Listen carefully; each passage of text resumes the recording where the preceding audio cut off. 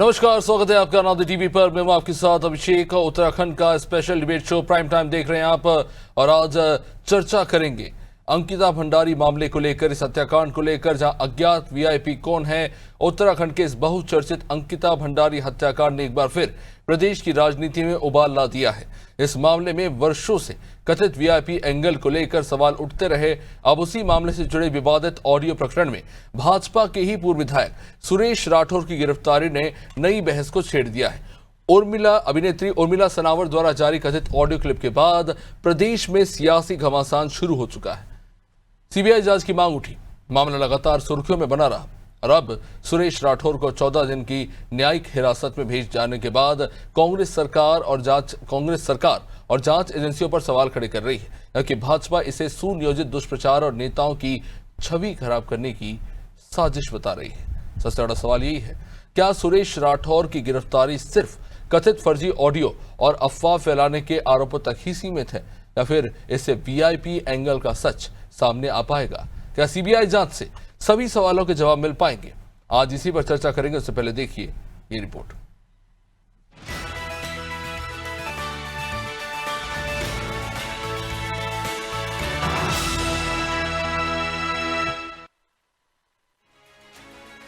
अंकिता भंडारी हत्याकांड एक ऐसा मामला जिसने उत्तराखंड की राजनीति, कानून व्यवस्था और जांच एजेंसियों की कार्यप्रणाली पर लगातार सवाल खड़े किए हैं। 2022 में हुए इस हत्याकांड के बाद से ही विपक्ष, सामाजिक संगठन और अंकिता के परिजन लगातार यह आरोप लगाते रहे हैं कि मामले में कथित वीआईपी एंगल की पूरी सच्चाई अब तक सामने नहीं आई है। इसी बीच अभिनेत्री उर्मिला सनावर द्वारा जारी एक कथित ऑडियो क्लिप ने इस मामले को फिर से सुर्खियों में ला दिया। ऑडियो में पूर्व भाजपा विधायक सुरेश राठौर और उर्मिला सनावर के बीच कथित बातचीत में वीआईपी नामों का जिक्र होने का दावा किया गया। इसके बाद प्रदेश भर में आंदोलन हुए, सीबीआई जांच की मांग तेज हुई और सरकार ने मामले की जांच सीबीआई को सौंप दी। अब भाजपा के पूर्व विधायक सुरेश राठौर की गिरफ्तारी ने इस पूरे मामले को एक बार फिर राजनीतिक बहस के केंद्र में ला खड़ा किया है। सवाल यह है कि क्या यह केवल अफवाह फैलाने का मामला है, या फिर इसके पीछे कोई बड़ा सच छिपा है, और क्या अंकिता भंडारी हत्याकांड में कथित वीआईपी एंगल की परतें खुल पाएंगी? पॉलिटिकल मूव के रूप में मैं देखता हूं, और सुरेश राठौर और की गिरफ्तारी होना, गौतम का रिपोर्ट करना, ये इनकी अपने पार्टी का अंदरूनी मामला है। हालांकि मुझे लगता है कि चीजों को बदलने की कोशिश हो रही है, क्योंकि पूरा उत्तराखंड जानना चाहता है वीआईपी कौन था अंकिता के मामले में। और भी बहुत सारी चीजें हैं, और सनावर ने नाम लिया था। सनावर जो है राठौर के थ्रू ही लोगों की नजर में आई थी, और मुझे लगता है उसका बदला लेने की कोशिश। देहरादून पुलिस और एसओजी की संयुक्त टीम ने भाजपा के पूर्व विधायक सुरेश राठौर को हरिद्वार के बुग्गावाला क्षेत्र से गिरफ्तार किया। गिरफ्तारी भाजपा प्रदेश प्रभारी दुष्यंत गौतम को लेकर की गई कथित टिप्पणी से जुड़े मामले में हुई है। हाईकोर्ट द्वारा 2 मुकदमे निरस्त किए जाने के बावजूद 2 अन्य मामलों में जांच जारी रखने के निर्देश दिए गए थे। इसी क्रम में कार्रवाई करते हुए अदालत ने सुरेश राठौर को 14 दिन की न्यायिक हिरासत में जेल भेज दिया। गिरफ्तारी के बाद एक बार फिर अंकिता भंडारी हत्याकांड और कथित वीआईपी एंगल को लेकर राजनीतिक बयानबाजी तेज हो गई है। विपक्ष से सच्चाई सामने आने की दिशा में महत्वपूर्ण घटनाक्रम बता रहा है, जबकि भाजपा इसे दुष्प्रचार और राजनीतिक साजिश से जोड़ रही है। देखिए, इसमें पुलिस अपना काम कर रही है। कल उनकी गिरफ्तारी हुई है। हम समझते हैं कि किसी को भी किसी का चरित्र हनन करने का अधिकार नहीं दिया जाना चाहिए, और इस प्रकार से पिछले दिनों में जो देवभूमि में एक भूचाल लाने का प्रयास उन्होंने किया था, तो उसमें पुलिस अपने स्तर से कार्रवाई कर रही है, जांच पड़ताल पुलिस उसमें कर रही है, और जो भी उनको आवश्यकता लगेगी तो उसके अनुरूप वो कार्रवाई करेंगे। गौरतलब है कि ज्वालापुर से विधायक रह चुके सुरेश राठौर के खिलाफ देहरादून और हरिद्वार में कई मुकदमे दर्ज किए गए थे। शिकायतकर्ताओं दुष्यंत गौतम और आरती गौर का आरोप है कि सोशल मीडिया पर प्रसारित सामग्री उनकी छवि धूमिल करने और प्रदेश का माहौल खराब करने के उद्देश्य से की गई थी। हालांकि सुरेश राठौर लगातार आरोपों को निराधार बताते रहे हैं, लेकिन उनकी गिरफ्तारी के बाद प्रदेश की राजनीति में एक बार फिर अंकिता भंडारी हत्याकांड चर्चा के केंद्र में आ गया है। अब सबसे बड़ा सवाल यही है कि क्या यह मामला केवल कथित फर्जी ऑडियो तक सीमित है या फिर जांच के दौरान ऐसे तथ्य सामने आएंगे जो वर्षों से उठ रहे वीआईपी एंगल के सवालों का जवाब देंगे। ब्यूरो रिपोर्ट, अनादि टीवी।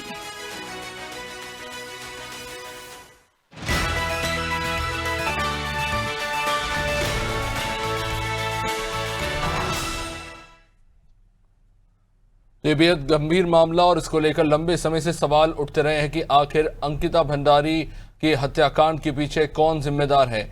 एक शब्द वीआईपी लगातार गूंजता रहा। ये शब्द आज भी एक बड़ा सवाल बना हुआ है उत्तराखंड के लिए कि आखिर अंकिता भंडारी के साथ जो हुआ उसके पीछे वो कौन वीआईपी था। तमाम सवाल उठे, इस बीच कुछ गिरफ्तारी भी हुई, लेकिन अब बड़ा सवाल है कि आखिर ये कौन है जिसको लेकर लंबे समय से सवाल उठते रहे और अब जो गिरफ्तारी हुई है उसका क्या मतलब निकाला जाए। महेश राठौर जिनकी गिरफ्तारी हुई है उसको लेकर कांग्रेस के अपना पक्ष अपने तर्क हैं, तो बीजेपी ने अपने तरफ से अपनी बात रखी है। सुरेश राठौर को जेल पहुंचा दिया गया है, तो वही सवाल ये उठ रहा है कि आखिर इतना समय क्यों लग गया। अगर यही वो वीआईपी है जिसको अगर कह सकते हैं कि इस पूरे मामले के लिए जिम्मेदार है, और आखिर अब गिरफ्तारी को किस नजरिए से देखा जाए, ये भी अपने आप में बड़ा सवाल है। हमारे साथ इस पर चर्चा के लिए जुड़ रहे हैं मथुरा दत्त जोशी, थोड़ी देर में जुड़ेंगे हमारे साथ आशीष सैनी कांग्रेस से, अरुण शर्मा वरिष्ठ पत्रकार हमारे साथ। बहुत बहुत स्वागत आप सभी का। आशीष सैनी जी, लंबे समय से इस मामले को लेकर कांग्रेस आलोचक भी रही है और आक्रामक भी, लेकिन जाहिर तौर पर अब जो ये गिरफ्तारी हुई है इसे सुरेश राठौर जी की, इनको किस तरह से देखा जाए। इतना समय लग गया जांच एजेंसियों को पता लगाने में कि आखिर ये वीआईपी कौन है, और क्या ये मान लिया जाए कि यही वो वीआईपी, और जो आरोप लग रहे हैं बीजेपी की भी तरफ से भी कि वो टारगेट किए जा रहे हैं, उसको किस तरह से देखें। देखिए, दो चीजें आपके द्वारा बताई गई हैं कि जो सुरेश राठौर की गिरफ्तारी हुई है ये अंकिता भंडारी के केस की जांच के दौरान हुई है जी। अंकिता भंडारी के केस की चार्जशीट में स्पष्ट रूप से लिखा गया कि 3 आरोपी जो इस वक्त जेल में बंद हैं, उन्होंने उनको एक वीआईपी के साथ कॉम्प्रोमाइज करने के लिए दबाव बनाया। अंकिता भंडारी के इनकार किए जाने पर उसकी हत्या कर। अब हत्या करने के बाद जब अंकिता भंडारी के जो व्हाट्सएप चैट्स हैं और जो अन्य जानकारियां वहां से निकली, जिनका उल्लेख प्राथमिक चार्जशीट के जो पहली वाला जो चार्जशीट है अंकिता भंडारी हत्याकांड का, उसमें मेंशन किया गया है। लेकिन हमारी हमेशा ये मांग रही कि उसमें जिस वीआईपी के बारे में मेंशन किया गया उसकी जांच पुलिस ने नहीं की है।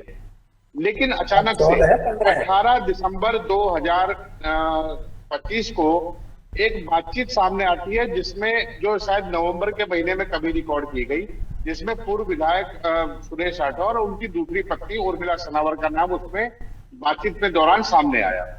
वो जब वीडियो सामने आई तो वीडियो सामने आने के बाद उसमें पुलिस ने अपनी तरफ से शिकायत भी दर्ज की और पूरे उत्तराखंड में उबाल आया। और बाद में ये जानकारी मिली कि जो ये ऑडियो लीक की गई है या ऑडियो जो सामने आई है, इस ऑडियो के संबंध में दुष्यंत गौतम, जिनका नाम इसमें लिया गया है, उन्होंने एक एफआईआर संबंधित व्यक्तियों के खिलाफ दर्ज की कि इन्होंने मेरी छवि धूमिल की है। अब आप बिल्कुल साफ तौर पर स्पष्ट समझ लीजिए, अंकिता भंडारी के चार्जशीट में जो वीआईपी का नाम आया है उसके बारे में कोई जांच अभी शुरू नहीं हुई है, कोई प्रगति नहीं हुई है। सीबीआई कहाँ है दुनिया में कोई नहीं जानता। लेकिन ये जो दुष्यंत गौतम नाम के व्यक्ति हैं, इनकी छवि धूमिल हो गई, इनकी छवि को पट्टा लगा। इनको बताया गया कि ये गट्टू है, ये यही वो वीआईपी है, ऐसे करके इनको छवि को बट्टा लगा। तो उस पर पुलिस को बहुत जल्दी लगी थी कि इनको जल्दी गिरफ्तार करना है ताकि उत्तराखंड सरकार की जो छवि पर दाग लगा है उसको बचाया जा सके। ये पूरी प्रक्रिया और सुरेश राठौर यानी पूर्व विधायक की गिरफ्तारी की प्रक्रिया केवल सरकार के जुड़े हुए लोगों की छवि बचाने का प्रयास है। इसमें अंकिता भंडारी के न्याय वाला शब्द गायब है। हमारी मांग यह है कि अंकिता भंडारी को जो न्याय के मामले में जो वीआईपी की जांच चल रही है उसकी रिपोर्ट सामने आए, उसमें ये लोग मुख्य गवाह के रूप में या मुख्य सुरागकर्ता के रूप में हो सकते हैं, उसका उपयोग पुलिस नहीं कर रही है। लेकिन दुष्यंत गौतम की छवि बचाने के लिए यही वो भाजपा के लोग जो उनका जन्मदिन मना रहे थे, यही लोग हैं जो आज उनके संबंध में जो गवाह है उनको गिरफ्तार करवा रहे हैं, उन पर दबाव बना रहे हैं कि वो दुष्यंत गौतम की छवि खराब ना करें। तो ये जो प्रयास है ये बहुत ही गंभीर है, न्याय की व्यवस्था पर सीधी सीधी चोट है। मथुरा दत्त जी किस तरह से देखेंगे इसे? जाहिर तौर पर वो सीधा कह रहे हैं कि आपकी पार्टी के नेता, आपकी पार्टी और आपकी मौजूदा सरकार जिसमें ये घटना हुई, शर्मनाक घटना जो उत्तराखंड में हुई, किस तरह से अंकिता भंडारी की हत्या कर दी गई और उनके साथ जो भी बर्बरता हुई, उसको लेकर सीधे तौर पर यह कहा जा रहा है कि अपने आप को बचाने के लिए कार्रवाई के नाम पर यह हो रहा है। देखिए, बिल्कुल बेबुनियाद आरोप है, कोई किसी को नहीं बचा रहा है। ये जो भी तथ्य सामने आ रहे हैं, सरकार उसकी जांच कर रही है और बहुत मजबूती के साथ जांच कर रही है। और उसमें कितना ही बड़ा आदमी हो, कितना ही बड़ा पदाधिकारी हो, अगर वो उसकी संलिप्तता अंकिता भंडारी हत्याकांड में होगी तो निश्चित रूप से वो भी जेल के अंदर जाएगा। विपक्ष केवल अपनी राजनीतिक रोटियां सेकने का काम कर रहा है, बेबुनियाद आरोप लगा रहा है, हिट एंड रन की पॉलिसी में जा रहा है। केवल आरोप लगाओ और भाग जाओ। अगर किसी पर कोई प्रूफ है और कोई इस मुकदमे में कोई संवेदनशीलता अगर विपक्ष के अंदर है तो आप उसके प्रूफ ला नहीं तो मथुरा दत्त जी, ये तो विपक्ष का काम है, वो सवाल नहीं उठाएंगे तो आखिर क्या करेंगे? इतना समय लग गया, 3 गिरफ्तारी हो गई, लेकिन जब कहा जा रहा है उर्मिला जी अभिषेक मेरी बात पूरी होने दीजिए जी। सवाल उठाना लोकतंत्र में विपक्ष का काम है और जो मुख्य विपक्षी दल होता है वो निश्चित रूप से लोकतंत्र में प्रहरी का काम करे, उठाना चाहिए। हम कोई मना नहीं करें, उठाने के लिए किसी को मना नहीं है, लेकिन आप बेबुनियाद बात करोगे और चरित्र हनन की राजनीति करोगे, किसी व्यक्ति का जबरदस्ती आप किसी का नाम लोगे, जब तक कि वो अपराधी न हो या वो कहीं से उसका नाम कहीं एफआईआर में या जांच में कहीं तो नाम आना चाहिए ना। आपकी एक ऑडियो, आपकी और मेरी ऑडियो लीक होती है, मैं आशीष जी का नाम ले लेता हूँ, क्या ये माना जाएगा कि आशीष के अपराधी हो गए? निश्चित रूप से मथुरा जी, आपने बिल्कुल सही बात कही कि किसी का नाम लेने भर से वो आरोपी नहीं होता, लेकिन एक बड़ा सवाल ये उठा कि जहां पे क्राइम हुआ उस होटल को ध्वस्त कर दिया गया, आरोप लगे कि सबूत मिटाने के लिए ऐसा किया गया। नहीं, कहीं कोई सबूत नहीं मिटाए, सबूत मिटाए, जिसने बुलडोजर चलाया उसको गिरफ्तार नहीं किया गया। और जांच के बाद ही जो लोग गिरफ्तार हुए हैं उनको आजीवन कारावास हुआ है। सरकार स्वयं उसमें खड़ी रही, माननीय मुख्यमंत्री जी स्वयं खड़े रहे, मुख्यमंत्री जी ने बहुत गंभीरता उस मामले में दिखाई और स्वयं जो प्रोसिक्यूशन के वकील थे, सरकारी वकीलों को हिदायत दी कि किसी भी हालत में जिन लोगों के नाम सामने आए हैं वो बचने नहीं चाहिए और सबके नाम चार्जशीट में थे। जहां तक जो सवाल विपक्ष से उठाता है वीआईपी का, जब वो बात सामने आई तो सरकार ने सीबीआई की जांच की रिकमेंडेशन की, केंद्र सरकार ने सीबीआई की जांच दिखाई और इस मामले में भी जिसमें कल जिन सम्मानित विधायक को सीबीआई की जांच कहाँ है, जो 3 लोगों के ऊपर आजीवन कारावास की सजा सुनाई गई, तो वो कार्रवाई हुई है जांच एजेंसियों के द्वारा, लेकिन सवाल ये कि उनके पीछे कौन था, वो वीआईपी कौन था, ये सवाल आज पूरी उत्तराखंड की तमाम जनता पूछ रही है। बिल्कुल ठीक है, हम भी तो पूछ रहे हैं, हम भी पूछ रहे हैं ना, उसका नाम सामने आना चाहिए। हम कहाँ कह रहे हैं कि हम नहीं पूछ रहे हैं, हम सब पूछ रहे हैं, हमारी सरकार पूछ रही है, हमारी पार्टी पूछ रही है। अगर इसमें कोई भी संलिप्त है, मैं तो आशीष जी को कहूंगा कि अगर आपका कोई भी प्रूफ है उससे संबंधित, कहीं दूर दूर तक कोई शक शुबा है, तो आप तथ्यों के आधार पर आइए और हम सबसे पहले उस व्यक्ति पे कार्रवाई करेंगे। ये मैं कह रहा हूँ, आप कुछ पूछना चाहते हो पूछ सकते हैं। जिम्मेदार चैनल में कह रहा हूँ, बड़ी जिम्मेदारी के साथ कह रहा हूँ। लेकिन मैंने एक बात कही कि हिट एंड रन में की पॉलिसी पर आरोप लगा के नहीं बात बनती है। मैं भी डिबेट में कह देता हूं, आशीष जी मुझे पर मथुरा दत्त जी, आप इस बात से इनकार नहीं कर सकते हैं, ये कोई प्रभावशाली व्यक्ति है, जिनके नीचे काम करने वाले लोग, हालांकि उनको सजा हो गई, लेकिन कहीं ना कहीं उत्तराखंड की छवि को धूमिल करने में इस घटना ने महत्वपूर्ण भूमिका निभाई है और ये आपका दायित्व है कि इस पर कार्रवाई होनी चाहिए, स्पष्टीकरण आना चाहिए और काफी लंबे समय से जांच चल रही है। देखिए, मैं 2 बिंदु रखना चाहता हूं, अगर मुझे 10 सेकंड का समय दिया जाए तो। नंबर 1, मैं जोशी जी को बताना चाहता हूं कि जो अंकिता भंडारी की चार्जशीट है उसमें वीआईपी का उल्लेख है। लगभग लंबा समय पुलिस को मिला, एसआईटी को मिला, उन्होंने जांच नहीं की। उसके बाद आपकी सरकार ने ही मुख्यमंत्री जी को एकदम से ज्ञान प्राप्त हुआ और उन्होंने स्वयं निर्णय लिया जैसा उन्होंने बताया था, आप ही मैं आशीष जी थोड़ा करेक्ट करना चाह रहा हूं कि उस वक्त वीआईपी का जिक्र नहीं हुआ था, आशंका थी, नहीं, पर वो अब बाद में स्पष्ट हुआ है मामला। मेरे ख्याल से मैं अंकिता भंडारी के केस की चार्जशीट आपको प्रस्तुत कर दूंगा। उस चार्जशीट के अंदर अभिषेक जी, एक मिनट रुक जाइए, मैं बता रहा हूँ फैक्ट। सवाल मुझसे पूछा गया है, मैं बता देता हूँ, 2 ही लाइन बतानी है। अंकिता भंडारी के केस में जो चार्जशीट है उसमें साफ मेंशन किया गया कि पुलकित आर्य और उसके दोस्तों ने किसी वीआईपी के लिए कॉम्प्रोमाइज करने के लिए उस पर दबाव बनाया और उसके बाद उसकी हत्या कर दी। नंबर 1 ये उसी में मेंशन है। दूसरा, अंकिता भंडारी के व्हाट्सएप चैट सबसे पहले जब सामने आए तो उसमें भी उल्लेख किया कि कोई व्यक्ति आया है और उसके साथ गनर भी है और वो कोई वीआईपी और मुझे कॉम्प्रोमाइज करने के लिए कह रहे हैं। ये तो हो गई चार्जशीट की बात। दूसरी बात पर आइए, जिस समय बीजेपी के पूर्व विधायक और उनकी पत्नी के बीच की बातचीत सामने आई तो उसमें जो चीज उल्लेख हुई, उन्होंने नाम लिया कि दुष्यंत गौतम का है। हम ये नहीं कह रहे कि दुष्यंत गौतम है या नहीं है, लेकिन उसकी जांच करने की जिम्मेदारी किसकी थी? मथुरादास जोशी जी की थी, ये जांच कराते।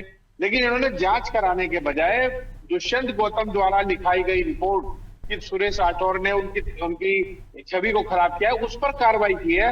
वीआईपी वाले एंगल पर तो जांच हुई नहीं है।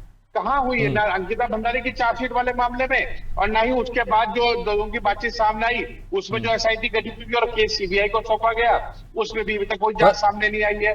ये तीसरा मामला है जिसमें दुष्यंत गौतम अपनी छवि बचाने की बात कर रहे हैं और दरअसल दुष्यंत गौतम अपनी छवि नहीं बचा रहे हैं। पूरी भारतीय जनता पार्टी की चरित्रहीन जो कल्चर है वो अपनी छवि बचाना चाहता है। पर आशीष जी, जैसा कि मथुरा जी कह रहे हैं कि किसी का नाम लेने भर से ये स्पष्ट नहीं हो जाता कि वही आरोपी है, ये भी तो हो सकता है कि इनसे भी कोई बड़ा आरोपी है जिन्हें बचाने की कोशिश की जा रही हो और उन्हें एस्केप गोट बनाया जा रहा हो। सर, इसीलिए कांग्रेस पार्टी ने या मैंने भी अपने वक्तव्य में ये कहा कि इसकी जांच होनी चाहिए थी। एसआईटी ने करनी थी, पुलिस ने करनी थी, अब वो जांच का जिम्मा सीबीआई पर है। तो कब और कौन जांच करेगा ये हमें बता तो दीजिए। हम कब तक इनके दरवाजे पर बैठे रहेंगे कि सीबीआई आएगी जांच करेगी? मैं जोशी जी से एक सवाल पूछ लेता हूँ कि जो सीबीआई ने जांच शुरू की है, कहां से शुरू की है जांच? कौन है सीबीआई का अधिकारी? नाम बताइए रहा। अभिषेक जी, एक बड़ी महत्वपूर्ण बात यह है कि जो आशीष जी कह रहे हैं, मैं इनको चुनौती देके कहता हूं, अगर चार्जशीट में कहीं पर भी वीआईपी का कोई जिक्र है या नाम है, अगर इन पे चार्जशीट है, इन्होंने चार्जशीट पूरी पढ़ी है, तो मेरा निवेदन है कि उस चार्जशीट को एक कोर्ट में पेश कर रहे हैं। एक बात, किसे पेश करें मुझे बताइए? डीआईजी को पेश करनी है, आईजी को पेश करनी है? कानूनी भाषा में वीआईपी कोई शब्दावली होती नहीं है। अज्ञात आरोपी लिखा जाता है। आप भी जानते हैं मथुरा जी, आप तो हमसे बहुत सीनियर है। आप मेरी बात तो पूरी होने दोगे कि नहीं होने दोगे? जी जी नहीं, मैं जोशी जी को यही तो बता रहा हूँ। सुरेश राठौर ने बताया कि वो वीआईपी दुष्यंत गौतम है। सुनना ही नहीं ठीक है आशीष जी, एक मिनट सुन लीजिए, आप फिर अपनी बात रखिएगा। नहीं चाहते बीच में डिस्टर्ब करते। जी जी मथुरा जी आप बोलिए जी। मैंने तो इनको डिस्टर्ब नहीं किया, ना मैं करता हूँ डिस्टर्ब, मैं तो सुन रहा, मैंने प्यार से सुना। नहीं आप बोलिए प्लीज। लेकिन अगर उर्मिला सनावर और राठौर के बीच में जो चर्चा, जो बात, जो संवाद जो भी सामने आया है, उसके लिए अलग से सीबीआई जांच कर रही है और वो समय आएगा। अभी तो इनको हर बात का जवाब देंगे, हर बात का जवाब देंगे, जिसका जवाब कहेंगे वो जवाब मिलेगा, समय आने पर मिलेगा। ये हमारे हाथ में और आपके हाथ में, मेरे हाथ में नहीं है कि हम इस चीज में डिस्टर्ब करें और हम कह दें कि यार ये होने वाला, कल होने वाला है। उसकी भी जांच होगी और आज पुलिस बिल्कुल सही दिशा में काम कर रही है, एसआईटी बिल्कुल सही दिशा में जा रही है। आशीष जी आप इस बात से बिल्कुल इनकार नहीं करेंगे कि ये मामला कहीं ना कहीं ठंडे बस्ते में जाता हुआ नजर आ रहा था। मथुरा जी, मैं आपकी बात को आगे बढ़ा रहा हूं। ये मामला कहीं ठंडे बस्ते में जाता हुआ नजर आ रहा था, लेकिन उर्मिला सनावर का बयान और अब जो गिरफ्तारी हुई है उसके बाद कहीं ना कहीं ये फिर से सामने आ रहा है। लेकिन कहीं ना कहीं लोग इसे इस तरह से भी जोड़ के देख रहे हैं कि उत्तराखंड में चुनाव आ रहे हैं, तो कहीं ना कहीं इस मामले को जानबूझकर उछाला जा रहा है। नहीं, मैं इसे ये थोड़ा सा अलग मानता हूँ। क्रिमिनल प्रोसीडिंग में कई बार सुराग देर से मिलते हैं, इसमें सरकार के मैं दोष नहीं दे रहा हूँ, ना बीजेपी का, ना कांग्रेस का, ना कोई और पार्टी का। क्रिमिनल प्रोसीडिंग में कई बार जो सुराग देर से मिलते हैं तो उनके आधार पर नए सिरे से जांच होती है। जो ये सुराग मिला एक घंटे की ऑडियो क्लिपिंग में, इसके आधार पर जांच शुरू हो जानी चाहिए थी।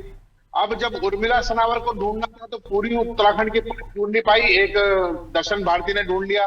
और जब सुरेश राठौर को ढूंढना था तो सुरेश राठौर कहीं नहीं मिल रहे थे। अब अचानक से उन्हें एक फ्लाईओवर के नीचे खड़े हुए मिल गए, तो इसका मतलब पूरा मामला संदिग्ध है। और जो कार्रवाई हुई है सुरेश राठौर पर, वो ये कार्रवाई हुई है कि दुष्यंत गौतम की छवि खराब करने के लिए उन्होंने नाम लिया। इस बात पर अंकिता भंडारी के वीआईपी की जांच तो अभी शुरू ही नहीं हुई है जी। कोई पुलिस अधिकारी नहीं कर रहा, कोई एसआईटी नहीं कर रही है, कुछ हुआ ही नहीं है अभी शुरू उस पर, सीबीआई का पता नहीं है।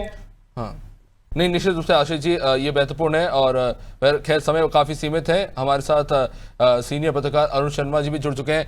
अरुण जी, किस तरह से देखें इससे जो अंकिता भंडारी हत्याकांड के मामले में इतने समय के बाद अचानक से जो नए नए तथ्य निकल के सामने आ रहे हैं, जो वीआईपीज के नाम निकल के सामने आ रहे हैं, उर्मिला सनावर जो एक बयान देती है, जो एक ऑडियो को लेकर बात होती है, उसके बाद इस मामले को लेकर कह सकते हैं एक बार फिर से सवाल उठ जाते हैं। और इन सबके बीच में ये भी कहा जा रहा है कि चुनाव से ठीक पहले जानबूझे इस मामले को हवा दी जा रही है। एक तरफ बीजेपी ये कह रही है कि कहीं ना कहीं इसको लेकर इसे राजनीतिक रूप देने की कोशिश हो रही है। किस तरह से देख रहे हैं आप इसे? देखिए अभिषेक जी, क्योंकि ये मामला सीधे सीधे दो जनों के ऑडियो वीडियो से जुड़ा हुआ है जी। ये देखिए व्यक्तिगत आरोप वाले मामले हैं, क्योंकि उर्मिला ने अपने ऑडियो वीडियो में आरोप लगाए हैं और उर्मिला ने ही वो सारे ऑडियो वीडियो जारी किया जी। सुरेश राठौर ने तो किए नहीं, लेकिन सुरेश राठौर उस बातचीत में शामिल था, ये भी तो बिल्कुल सही है। अब देखिए, क्योंकि उनकी बातचीत में बहुत सारे लोगों के नाम आए और दोबारा से ये मामले को गरमाया उन्हीं दोनों की बातचीत में जो वायरल हुई चीजें। और देखिए, जब तक फॉरेंसिक जांच नहीं होती हम बातचीत से अंदाज लगा सकते हैं कि ये सुरेश राठौर है, ये शर्मिला अनावर है, लेकिन स्थिति तो ये भी है ना, आजकल एआई इतना एडवांस हो गया है कि आप सच में विश्वास से जब तक फॉरेंसिक जांच नहीं होती नहीं। पर अरुण जी, बात वही है ना कि इसके पीछे उद्देश्य क्या हो सकता है। जो बात आप कह रहे हैं वैसे ये कि एआई का इस्तेमाल हो सकता है, हम इसे इनकार नहीं कर सकते और हम इसके एक्सपर्ट नहीं, वो तो फॉरेंसिक जांच के बाद स्पष्ट होगा। लेकिन ये मामला उठा क्यों, सवाल ये है। नहीं, फॉरेंसिक जांच की रिपोर्ट अगर कहीं है, ऐसे बहुत सारे मामले उठेंगे, क्योंकि ऐसा अब चुनाव आ रहा है और चुनाव से पहले बहुत सारी चीजें होंगी। बहुत सारे लोग आपको भाजपा से कांग्रेस में जाते हुए नजर आएंगे, कुछ कांग्रेस से भाजपा में जाते हुए नजर आएंगे, तो ये बहुत सारी चीजें होनी है। अब क्योंकि ये देखिए, टाइमिंग देखिए चीजों की कि कब चीजें उछाली जाती है जी। मिल रहा है ये पर उर्मिला सनावर जी का जी मामला था, थोड़ा पहले आ चुका था, पर खैर माफी चाह रहा हूं अरुण जी, समय हो चुका है, मैं आप सभी को रोक रहा हूं बीच में। बहुत बहुत शुक्रिया आप सभी जुड़े इस चर्चा में। तो जाहिर तौर पर अंकिता भंडारी हत्याकांड मामले को लेकर अभी बहुत से ऐसे सवाल हैं जिनके जवाब मिलना बाकी है। कुछ मामलों में फैसले आ चुके हैं। इस मामले के पीछे क्या कोई ऐसा वीआईपी है जिसको छुपाया जा रहा है, या जिनके नाम निकल कर सामने आ रहा है वही आरोपी है? तमाम सवाल इस वक्त हवा में है, लेकिन जाहिर तौर पर उम्मीद ये की जा रही है कि आने वाले समय में जांच के बाद स्पष्ट हो पाएगा और दूध का दूध, पानी का पानी हो पाएगा। फिलहाल इस कार्यक्रम में इतना ही। आप देखते रहना आनंद टीवी। नमस्कार।